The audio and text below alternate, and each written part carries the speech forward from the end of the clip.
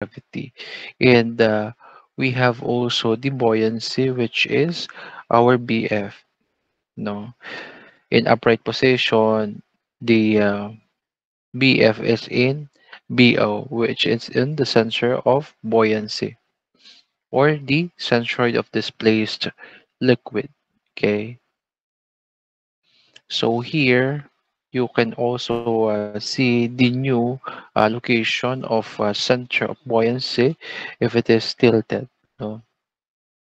We have here the from BO to P sub O. No? Nagkaroon ng changes. But the reference here is yung X natin is from G to B sub O or B sub O prime. Okay? Yun yung location or new location of our center of buoyancy. Okay, and we also have here, since you have a tilted position, it is being represented by angle theta, which is from the metacenter, which is the point of intersection between the line of action of buoyant force to the axis of the body. No, so we have here yung mg, which is the metacentric height distance from M to G, which is ito, yung metacenter natin, uh, from metacenter to the center of gravity. Okay, kapag nalipat po yun, no, or yung MB sub O naman, MB sub O is the distance of M to B sub O, which is yung center of buoyancy natin. Okay, so here magkakaroon kayo ng ano po, yung ating B sub O is yung center of buoyancy in tilted position. Magkakaroon po tayo ng angle here, which is the angle theta or the angle of tilting. Okay, so yung mg natin, it is the metacentric height distance from M to G. Okay, so let's have this apply to a problem solving. Since we already knew if it is in tilting position, there is a change in the location. But if it is in upright or upright position, meron tayong equilibrium in all vertical forces. Okay, so let's try that here in our problem of an iceberg. So sample problem number 3, an iceberg having a specific gravity of 0.92 is floating on salt water at salt water or seawater, no, of a specific gravity of 1.03. If the volume of ice above the water surface is 1,000 kilogram or 1,000 cubic meter, what is the total volume of the ice? So you have here the weight ng ice is collinear with the buoyant force. So we have here an equilibrium. There is no change in position since there is no tilting angle, right? So here you will going to have first the or solve first the um, weight ng ice and the weight ng ice and the buoyant force for us to have the volume. Okay. So here, let's represent muna lahat ng volume. So let V is the total volume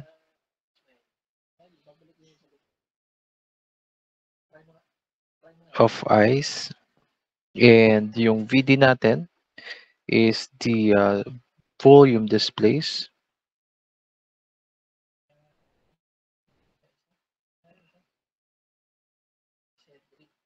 Ang ating volume displaced here ay ito po, no?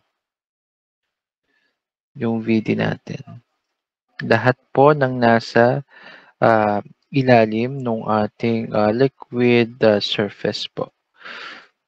Okay. Lahat po ng, kasi yung liquid displace po dito is equal dun sa volume natin dito sa ilalim. ng seawater. So you will going to use if you will going to solve yung buoyant force, you will going to use your VD. Pero ang inyong specific weight na gagamitin is yung sa liquid pa rin. Okay, since that is equal po. Okay.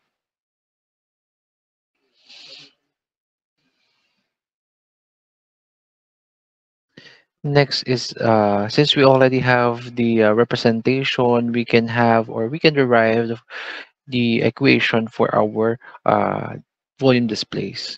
So we are given a volume displays is equal to what? Yung total volume.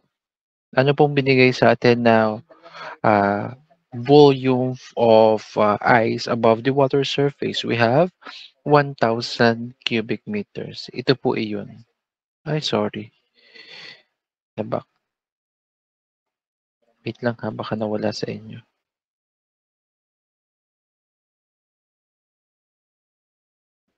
Okay, ito po iyon, no? Yung VD natin, yung ating V na given, which is yung 1,000 above the water surface, no? Tandaan po natin, no? Above the water surface. Okay, since we already have yung ating 1,000, let's have this place here. So we have our volume displaced is equal to total volume of ice less volume of ice above the water surface, which is 1,000. Okay. So since we already have the volume representation or equation for volume of ice, we can have here the weight na po ng ice, right? So ang weight po, let's have here the volume of ice.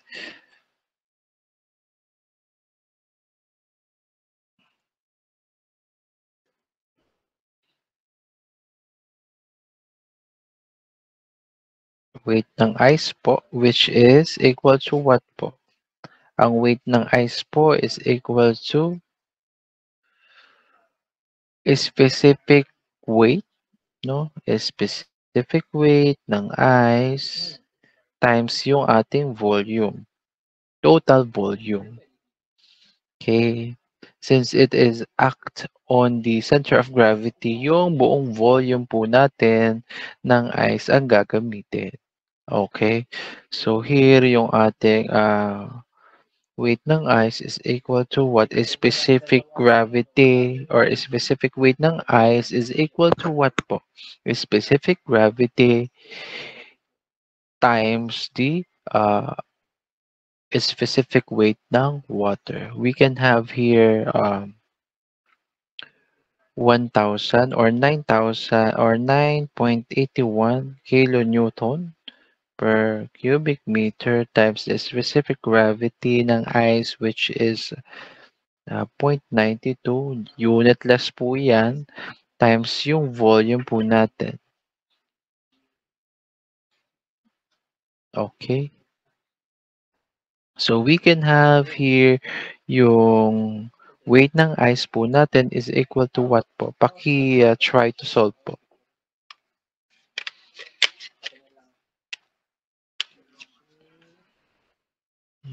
You can have 9.81 times 0.92.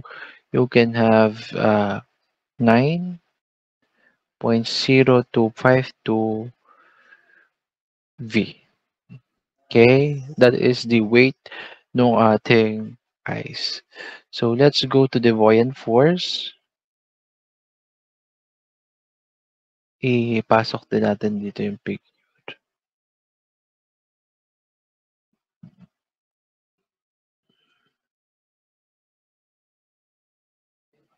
Para tayo may reference.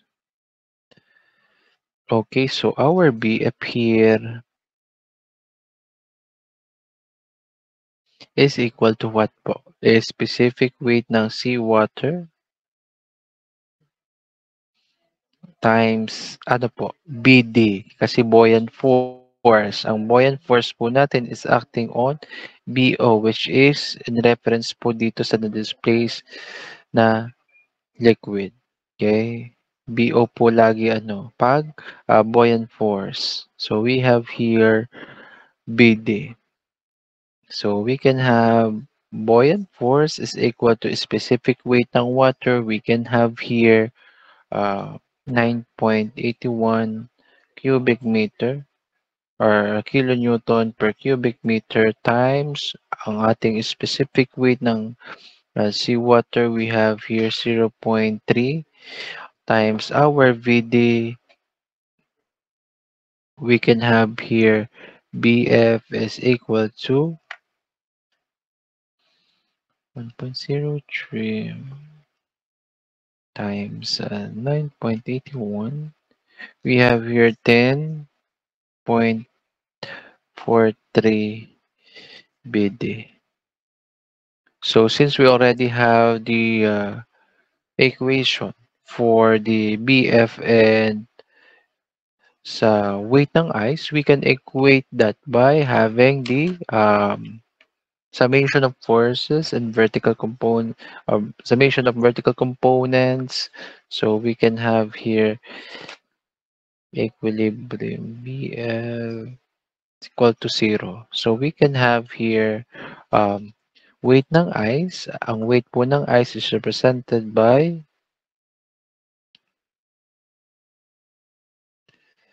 weight is equal to buoyant force. So we can have ang weight ng ice po is equal to 9.0252 V is equal to ang buoyant force po natin is 10.1043 BD.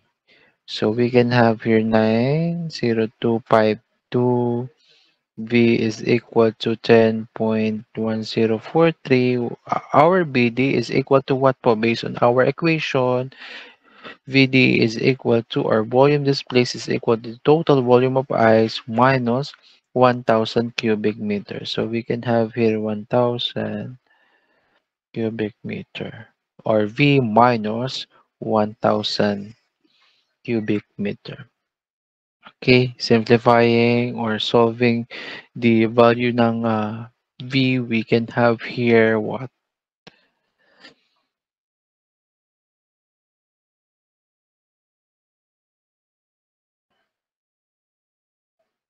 Five to 1,000.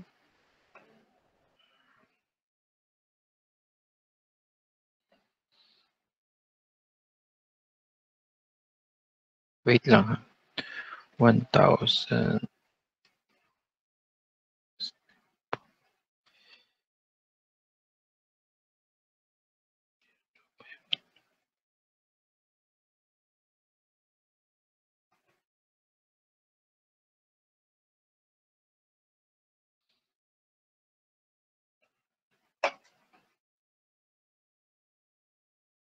Ano po nakuha niyong sagot?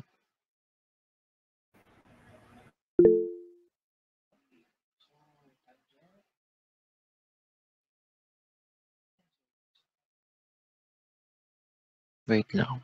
Ano po nakuha niyong sagot? Sir, 1,000.893204 po. 4, 3. 1, ilan po? 10,000? 1,000 po, sir. 9,000? 1 po. 1,000 lang? Check niyo ulit. 1,000.893 Ano po. po ito ha? Ita-times niyo pa sa 10. So, 10.1043 times 1,000.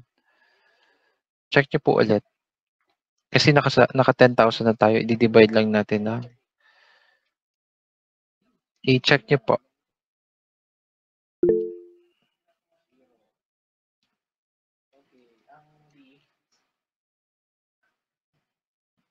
$9,000 pa sagot dyan. 9,363 point something.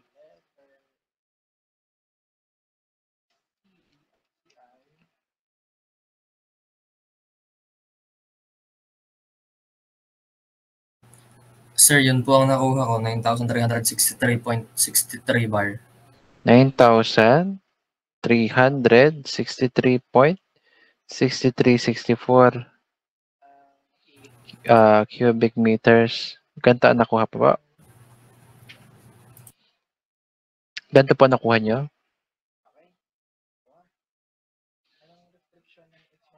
Sino po nakakuha pa?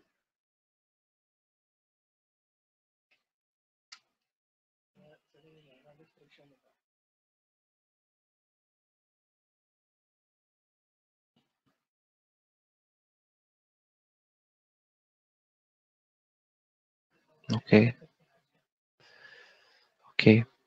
Okay. Ano po ha, make sure na tama ang inyong ano. Pero no, mas madali naman na gagamitin ninyo based on sa ating discussion last week. We have the equation for homogeneous solid body floating on a homogeneous liquid. Okay. Kung natatandaan nyo pa, we have the formula na BD is equal to a specific gravity ng body over a specific gravity ng liquid times V. Kung natatandaan niyo pa, recall yung ating equation. Here, we can have our BD is equal to what?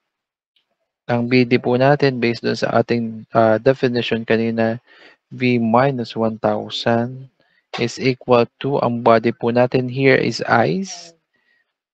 No? Pakitry po, ice na 0.92 over 1.03 times B. Try nyo po kung ano po makukuha nyo na final B.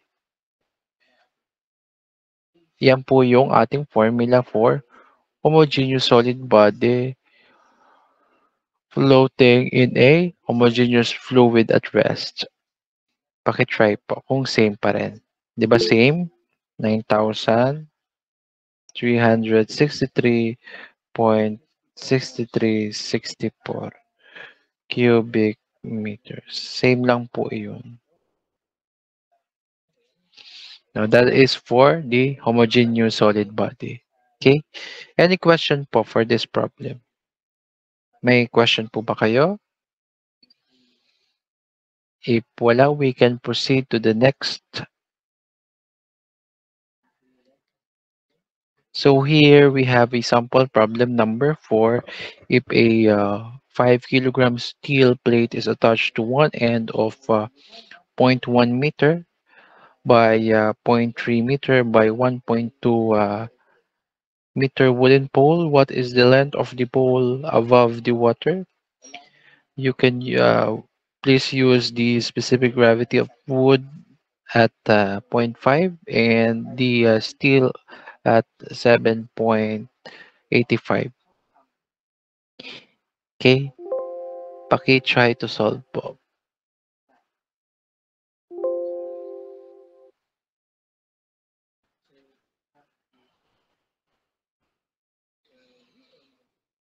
Okay.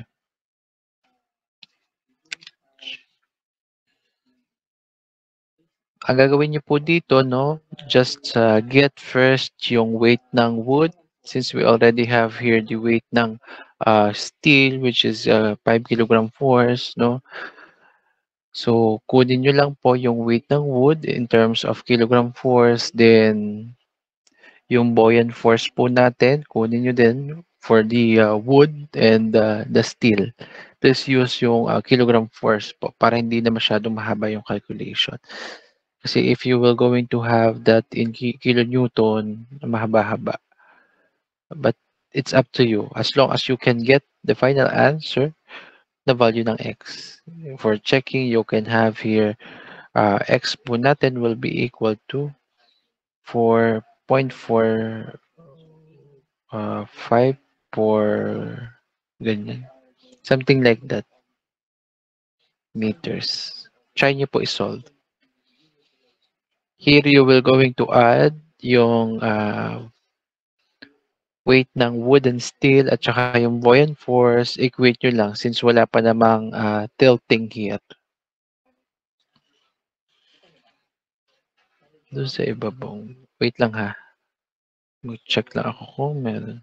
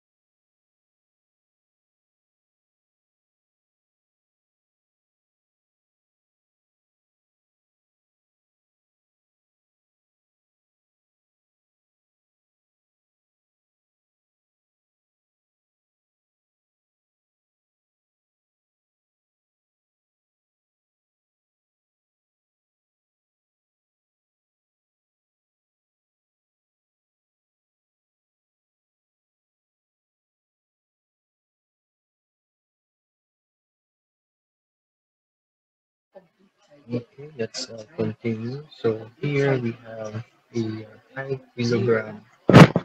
Let's continue. So we have here if a 5 kilogram steel plate is attached to one end at the end of a zero point 0.1 meter by zero point 0.3 meter by 1.2 meters wooden pole, what is the length of the pole above water? Use the specific gravity of wood of zero point 0.5, and for the steel we have 7.85. Okay, so here you will going to solve first the weight ng wood. In terms na lang natin ng ano ha, kilogram force, no? So we have here 1,000 um, kilogram per meter cube times the specific gravity which is 0.5 times yung volume po natin is what? Ng wood weight ng wood.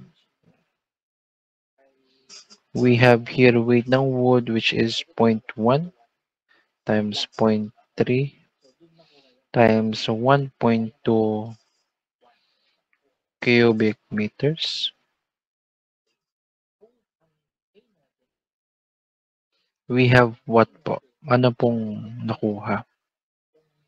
So 1,000 times 0.5 times 0.1 times 1.3 times 1.2, we can have here 18 kilograms. Okay. So, ilagay na rin natin yung sa steel. We have here 5 kilogram. Okay. So, since we already have the weights for the wood and steel, we can go to the buoyant force po ng wood and steel. Okay. So, here, ang BF na po tayo, ano? BF ng wood. Ang wood po natin, ang gagawin natin is yung ating density ng tubig.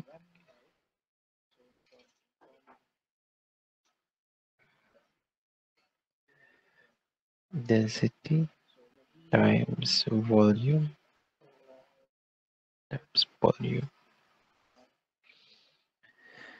times ang atin pong volume. Ang gagamitin po nating buoyant force lagi ay sa reference natin na liquid ha, water. Wag pong malilito. Then here, ang gagamitin po natin ng volume is ito lang po. Yung displaced liquid lang po. So ito, hindi na po ito kasama. Baka po maisama natin siya. Lubog po lahat yan. So ang volume po natin dito is 1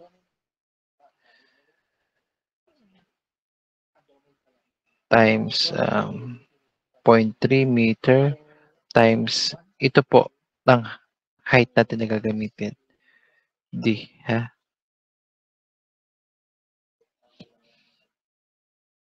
We can have here a buoyant force ng wood is what? Ito 1,000 times 0.1 times 0.3. We can have here 30D. Okay? Since kopyahin uli natin yung copy para tayo ay may reference.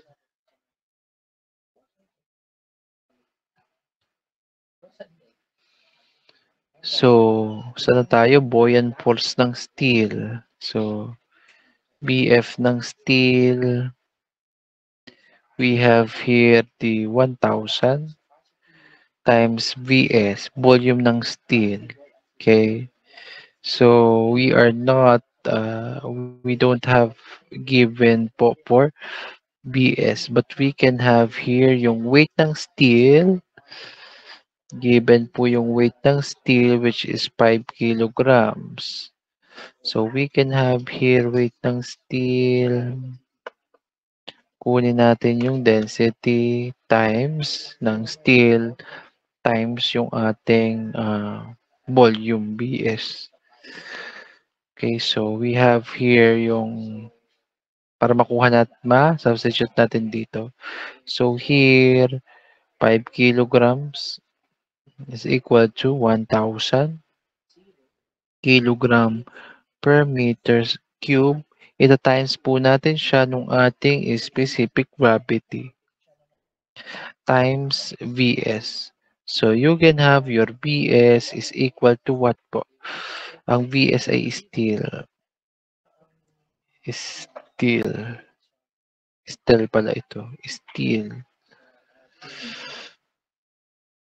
We can have here volume ng steel is equal to what po? 1,000 times 7.85 divide natin ng 5. We can have here 6.6394 times 10 to negative 4 cubic meter. So let's substitute that to our formula. We can have here BF ng steel is equal to 1,000 kilogram per cubic meter times 6.63 or 36, mali pala. It should be 36. 3694 times 10 to negative 4 meter cube. We can have here BF ng steel is equal to what? We can have here 0.6369 kilogram. So, since we already have yung BF ng steel, the buoyant force for the steel and buoyant force ng wood, we can equate all vertical forces. Okay, so summation of forces or summation of vertical forces is equal to 0. We can have here uh, weight ng wood plus weight ng steel is equal to what po? Yung ating buoyant force ng wood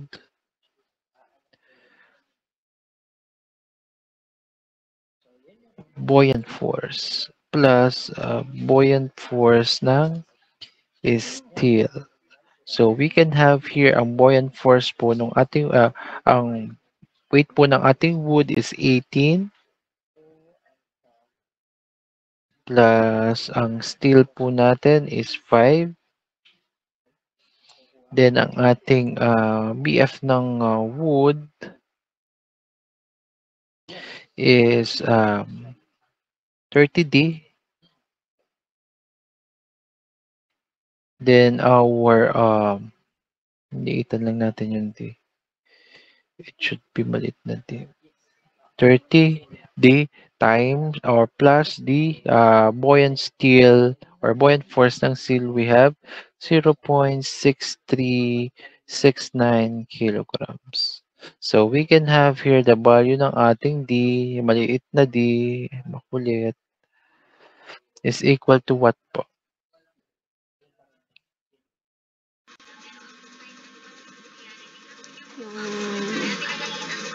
Letter B ay ita-times sa 10 para ang maging sagot ay 6.3694.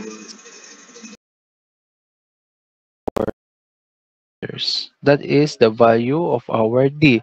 And we are asked po yung what is the length of the pole above water. So we are asked to find the value ng x. So ang x po natin is solving x. We can have here x is equal to 1.2 minus our D. We can have here ang kulit, maliit na D. So we can have here x is equal to 1.2 minus 7.454 is equal to what po? We can have here 0.4546 meters. That is the value of our x. Okay? Do you have any question po? May question sa problem number 4? May question po before we move to the next slide. If wala po, we can move na po.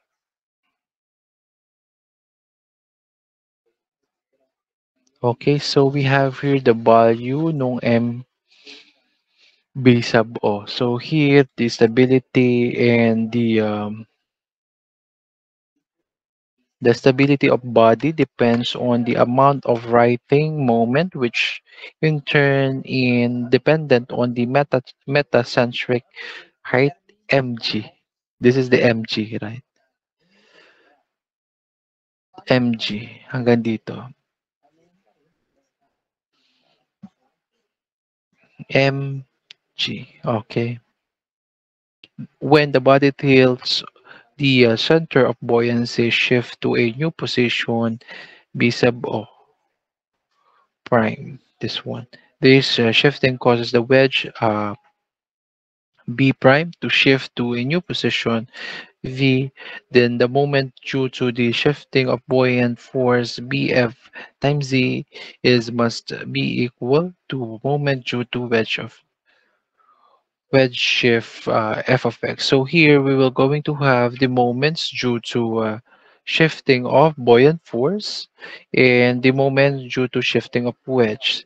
Since we have here from the upright position, ang una yung location is B sub O, no? This is yung dating location ng buoyant force. Now, since there is shifting, no? Shifting, there is a movement on the may shifting po yung from B sub O to B sub O prime, which is yung ating horizontal distance is in terms of say. And syempre po, meron yung volume immersed po natin is nag-shifted. No? From this one, no, to this one. No? From this one po, dati ito nagkaroon po ng volume. So, ang ating kukunin na volume is ito. Okay. Kung ano po yung naging shift, no? Yung B and tsaka B prime. And yung ating center po nung ating forces po dito is equal po saan? Value ng S, which is yung value ng S is the horizontal distance between the center of gravity of each wedge. Okay, so here you will going to have value ng S. Okay.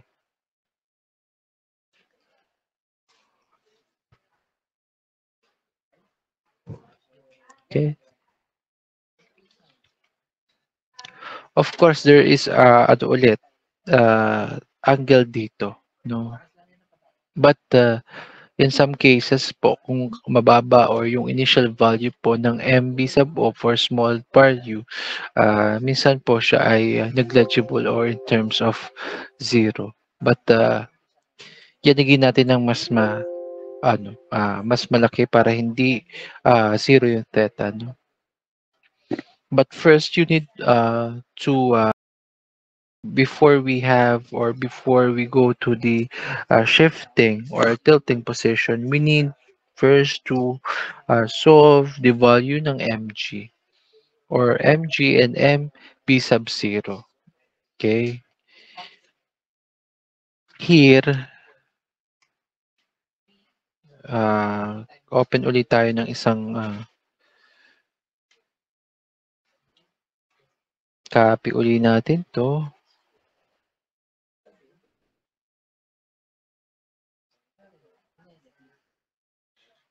Copy.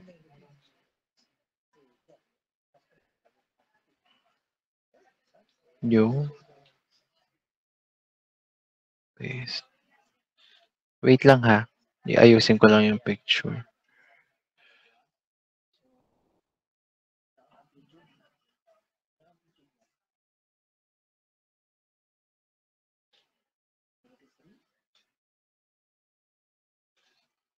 So here, no, we will going to have yung moments due to shifting of BF of buoyant force. No, so we can have here yung moment.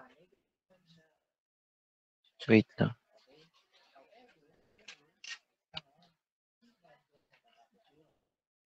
Moment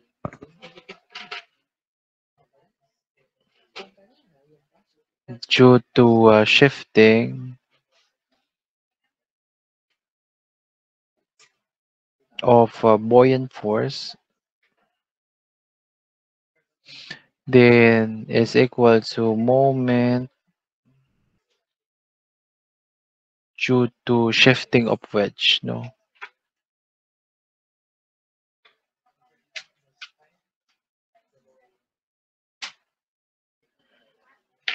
here we will going to equate yung moment due to shifting ng BF, which is yung BF, no? BF, syempre may force, isa lang yung force natin dito. BF times Z, which is yung vertical or horizontal distance from BO to BO prime. Okay. BF times Z. And we will going to equate that to force times yung S, since we have here the moment S. Okay, so meron na tayong base formula for the uh, value ng MBO, but we need to derive first po yung para makuha natin yung MB sub O. Okay, so here yung BF po natin is equal to what po? Same formula, specific weight times the volume displaced, right? And yung ating force po is specific weight times volume na maliit, yung na-immerse. Ito, ha? Yun yung ating gagamitin para sa force. No, ito po ay equal. Okay? Then yung value ng S. Then, so yung Z po, paano po natin kukunin yung value ng Z? Paano po kukunin yung value ng Z? Ang Z po natin, since we have here yung reference, nung una is yung M, the meta center, to the center of buoyancy, which is B sub O. Meron po tayo ditong distance, yung M, B sub O. Then, since magkakaroon po tayo ng tilting or change in position by in reference with the tilting angle, no, we can have here angle theta, no. Meron po yang distance na z, makakaroon po tayo dito ng right triangle. So this will be your hypotenuse, opposite, and adjacent. Okay, so you can have here yung ating data na MB sub O or MB O is equal to what po? Sine theta. Review of your trigonometry.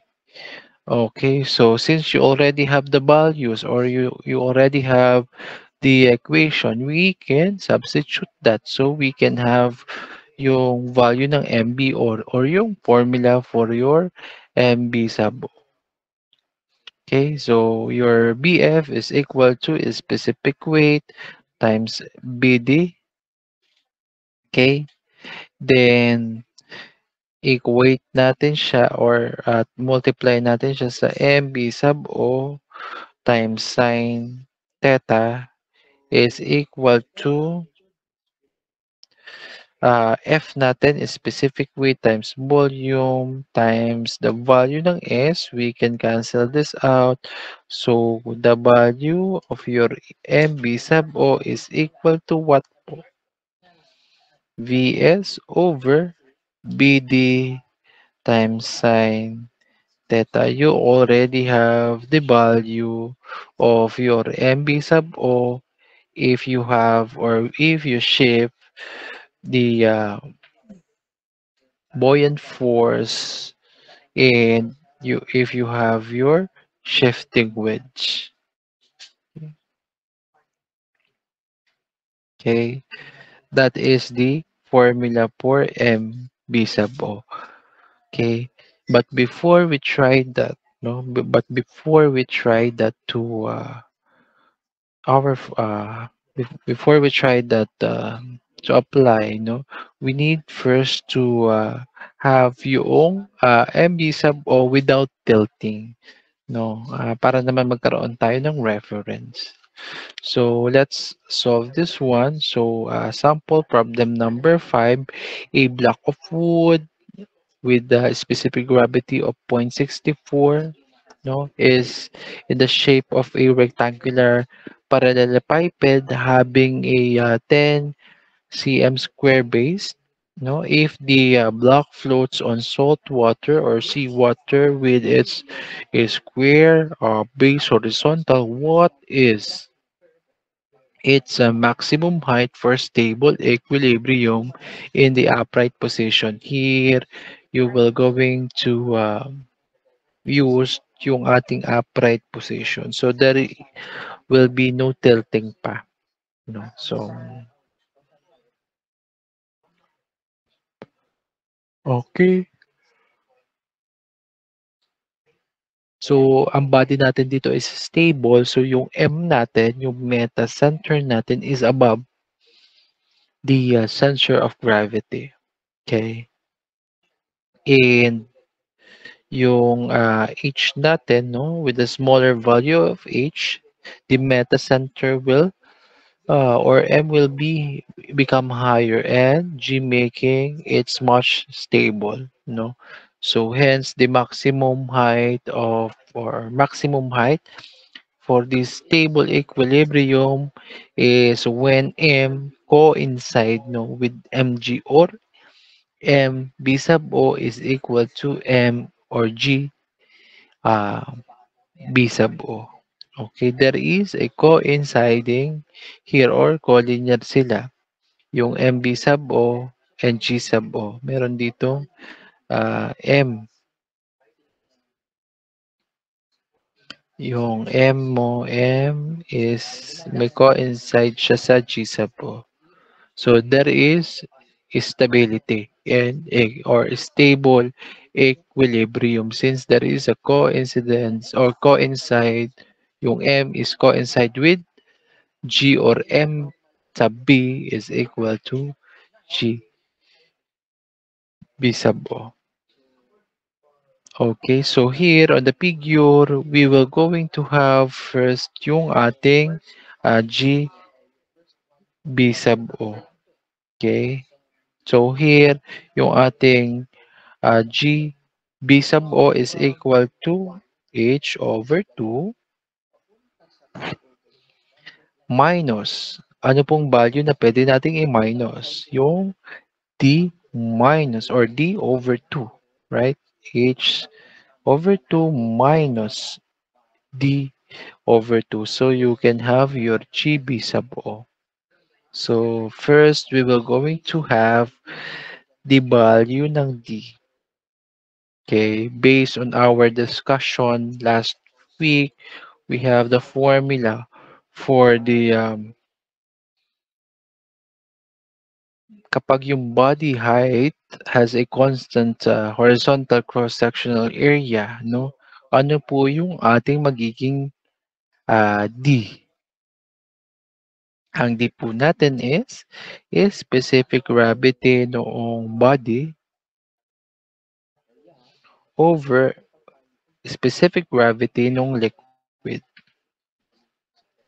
times the value ng H. So we can have here yung value ng D is equal to, ang body po natin is block of wood. So we can have here 0.64 over the SG ng salt water. We have here 1.03.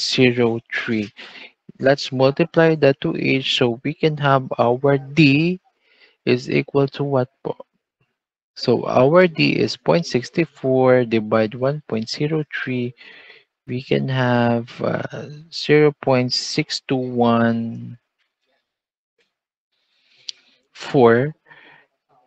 H po.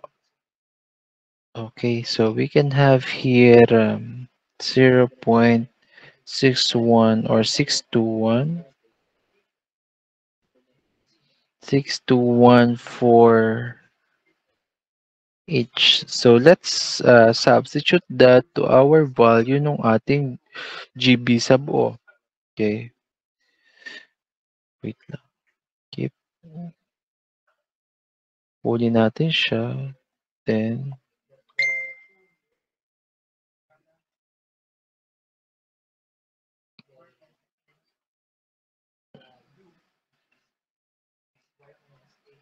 so here, we will going to have yung GB sub O.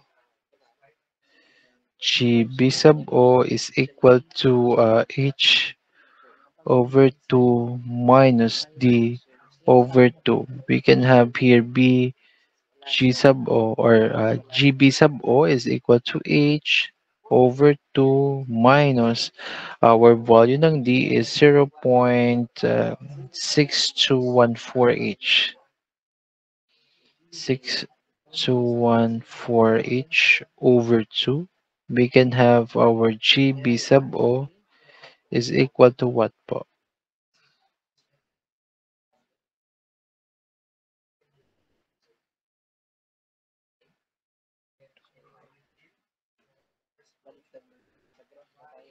We can have here 1 point or 0.1893 H. Okay, nandiyan pa ba kayo?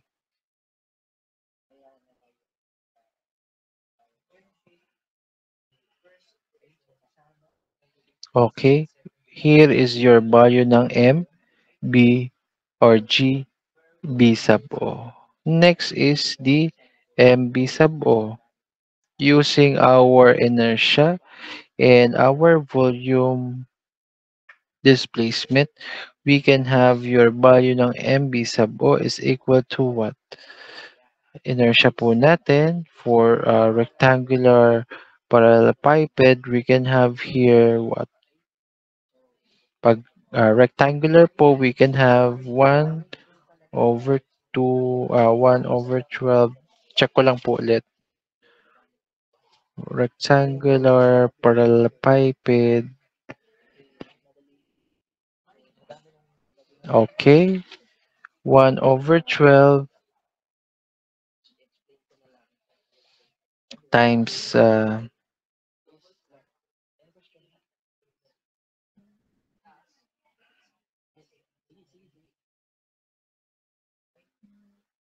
we can have here be the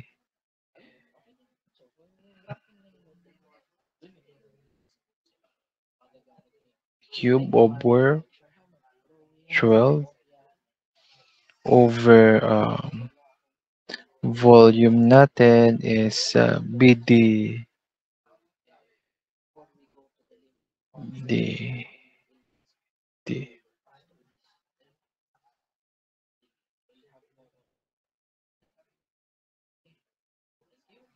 ang D natin is 2, then 12 over ang ating D po natin is 0.6214.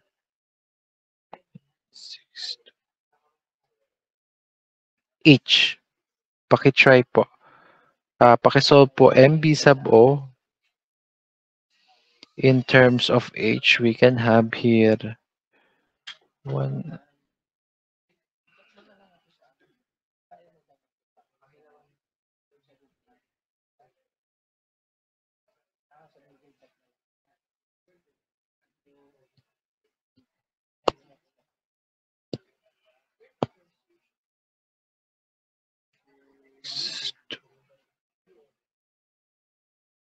We can have here 13.410.6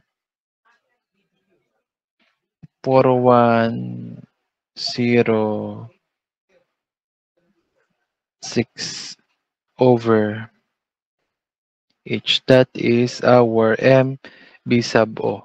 Okay? Same po ba na nakuha? let's assume po yung ating theta here is 0 pa kasi wala naman tilting na nangyari. Okay? So, MB sub O po natin is 13.4106 H and our GB sub O is 0.18 mgh po. Okay? Any question po before we proceed? May question po ba kayo? Okay, next. Tomorrow we will going to discuss itong initial value for MB sub O, which is involve yung tilting, no, and writing. Okay. And next is yung moment, yung writing or overturning moment of floating body. And we have also the initial problem and stress on thin-walled pressure vessel. We will going to have that also. The tangential stress and yung SL natin, yung longitudinal stress and spacing po or yung hoops and yung spherical shell. Okay, that's all for today. Tomorrow we will going to continue. Any question po before we end the class? May question po ba kayo? May question po? If wala po, can you open your camera so we can have our attendance? While waiting for others to open their camera, do you have any question po?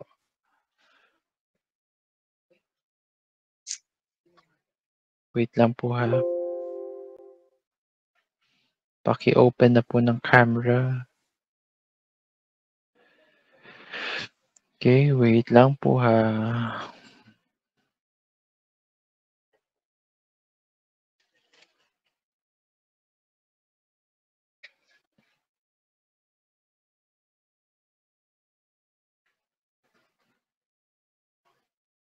Okay, if you don't have any question, we can leave the classroom po and see you tomorrow po for our continuation. Thank you and goodbye. Thank you po, sir. Thank you po, sir. Thank you. Bye. Thank you. Ingat kayo.